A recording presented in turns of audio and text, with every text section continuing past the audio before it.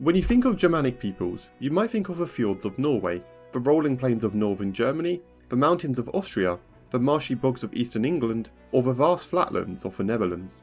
You probably didn't, though, think of the rolling sounds of Tunisia. Just how did a Germanic kingdom arise in the arid lands of North Africa?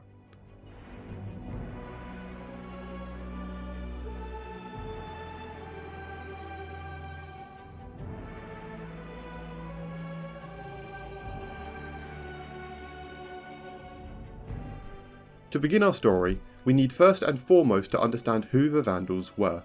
This tribe was first described in 77 CE by the Roman author Pliny the Elder in his Natural History, and is believed to have inhabited the areas between the Vistula and Oder rivers, and then moved into Silesia by 120 BCE in modern-day Poland.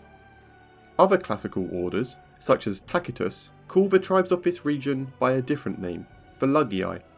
Roman authors were very liberal in their nomenclatures. As such, it's uncertain if the Vandals were a subgroup of the Lugii, or vice versa, or if they were simply one people referred to by two different names.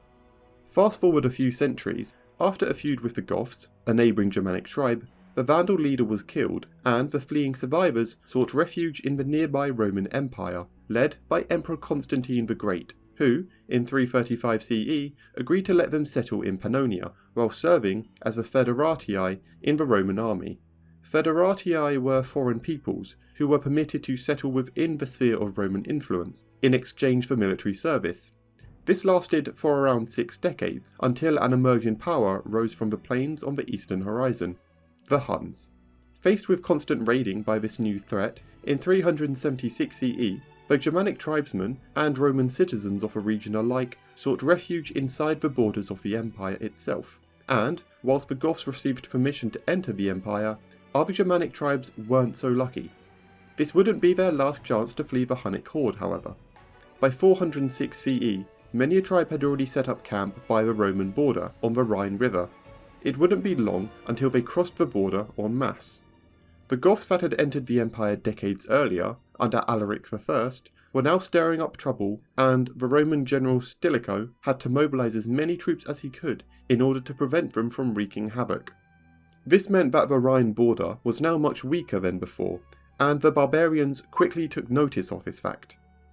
For on the bitterly cold night of December the 31st, 406, there was apparently no Roman army on guard when a host of Vandal, Alan, Suevi and Burgundian warriors, with their families and possessions, crossed the frozen Rhine and headed southwest through Gaul. This time, Rome's frontiers had been breached by barbarians who meant to stay. Now, inside the empire, they ravaged through Gaul, leaving on their path a trail of devastation. This made their name synonymous with destruction, which still stands true even in our modern dictionary. By 409, however, the Vandals had already crossed the Pyrenees and began settling themselves in Hispania. There they stayed, but not for long. Soon the Visigoths also wished to establish themselves on the peninsula. Faced with the choice of fleeing or fighting the much stronger Visigoths, the Vandals, under Gaiseric, chose the former and rushed to transfer their 80,000 Vandal followers and allies across the Strait of Gibraltar, or as it was known back then, the Pillars of Hercules. At first, one might think that as the two shores of the straits are so close, the crossing would be easy. However, since the bodies of water that the strait connects, the Atlantic Ocean and the Mediterranean Sea, were so massive, the currents in the region were quite difficult to navigate for anyone lacking proper sailing knowledge. It was truly a Herculean task. To cross the strait at one time, they would have needed close to 1,000 ships, a number that even the Romans wouldn't have been able to amass at the time. The Vandals, desperate as they were, used any fishing ships, ferries and other small vessels they were able to find and salvage along the coast. They then made hundreds of crossings and landed at 4 different locations between the cities of Tingis and Septem. This was important in order to avoid overtaxing the land, since now the Vandals were a people on the move and didn't have many supplies, therefore rationing and foraging were key for survival. This move also required them to get to know the locals, for whom they learned how to work on this new land. From there, the Vandals followed the Roman coastal road towards the city of Hippo Regius and plundered the settlements in between. Unable to besiege the city, the Vandals bypassed it and kept raiding the rest of Africa. Nevertheless, after failing to besiege Carthage, the main army of the Vandals turned backwards towards Hippo Regius. However, this time, the governor of Africa, Bonifacius, felt he was strong enough to face the Vandals in an open battle. Having said that, he was utterly defeated, and was forced to retreat back to within the city walls. However, they were not able to maintain the siege for long, and after 14 months, the Vandals were forced to go back to raiding the African countryside to keep their large population fed. In 432, the Western Roman Emperor Valentinian III responded to the desperate situation in North Africa and sent a large force to relieve Bonifacius. These were joined by forces sent from the Eastern Empire under a promising general by the name of Aspar. Now stronger than ever, and together with the failed Vandal siege, Bonifacius and Aspar tried to end the war with a pitched battle in front of the walls of Carthage, but nevertheless the Romans were once again defeated by the Vandals. After this defeat, the Vandals sacked Hippo Regius, and Geseric made it his residence. For 3 more years, the Romans would be fighting them for control over Africa, but to no avail. The Senate at Ravenna, the then capital of the Western Roman Empire, understood that it had not the power to defeat the Vandals, nor did the latter have the power to take over Carthage. As such, in 435, an agreement was reached, under the following conditions. 1. Carthage was to be left free of raids. 2. Part of a proconsular province taken by the Vandals that lay immediately around Carthage was to pay a yearly tribute to the Romans. 3. The Vandals were allowed to live as Roman foederati in the regions already conquered. This appeased Geseric, who after years of stalemate had left his troops exhausted and depleted. This would be the perfect opportunity for him to consolidate his conquest and to stop the constant famine his people faced. After decades of constant warfare, they could now breathe in peace, for once. The Romans, thinking that the Vandals would keep this treaty, focused their military might on Gaul, where many other Germanic tribes were still causing trouble. As such, the garrison in Carthage was ill-prepared for what was coming for them. The Vandals, noticing the Roman weakness, quickly resumed hostilities, swiftly conquering Carthage in 439. The sack contained many of the usual atrocities. However, the most harshly treated were the Catholic clergy and Roman nobility. The clergy had their property and wealth confiscated, and were then put on badly maintained ships and sent back to Italy.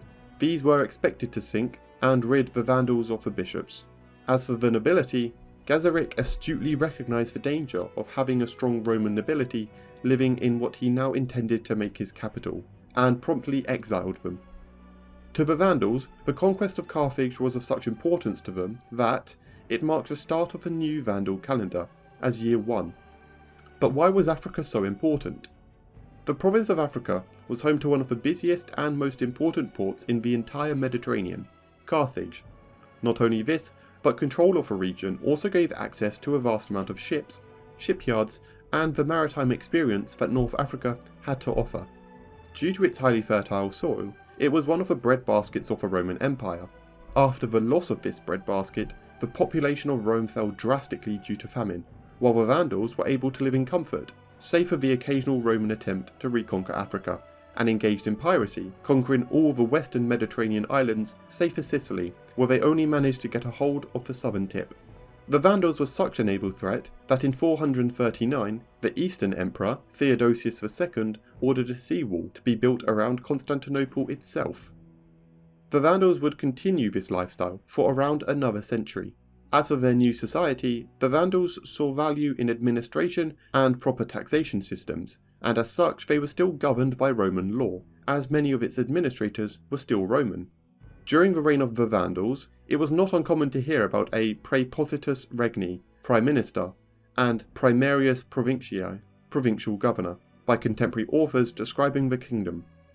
The only large-scale difference for most citizens under the Vandal was the sudden prosecution of their belief, Catholicism. The Vandals were Arian Christians, and as such viewed Catholics with disdain. This was not entirely unexpected, as Catholics in this region were incredibly fanatical, being incredibly difficult for any other religion to rule over.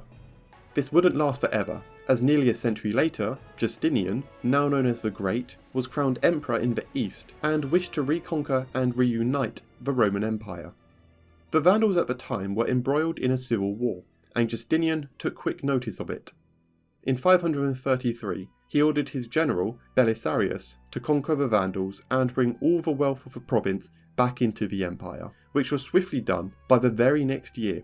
As for the fate of the Vandals, many would be deported from Africa, but for the finest of Vandal soldiers, a very different fate was to await them. Belisarius returned to Constantinople with the captured Vandal king, and several thousand of these finest Vandal soldiers as prisoners, who would be integrated into the Roman army as elite regiments guarding the Persian frontier. As always, thank you for watching. If you want more great historical content, be sure to like and subscribe. We also have a Patreon if you're feeling extra generous. Feel free to check for links in the description below.